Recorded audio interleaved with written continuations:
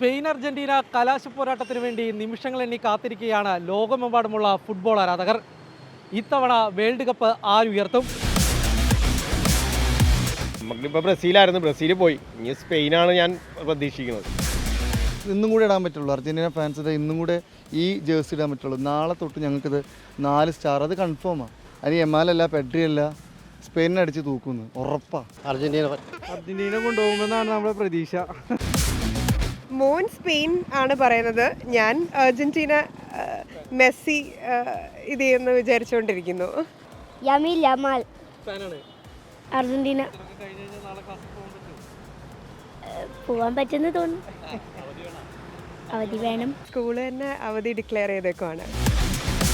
Argentina mostly. എനിക്ക് തോന്നുന്നത് Spain ജയിക്കുന്നു.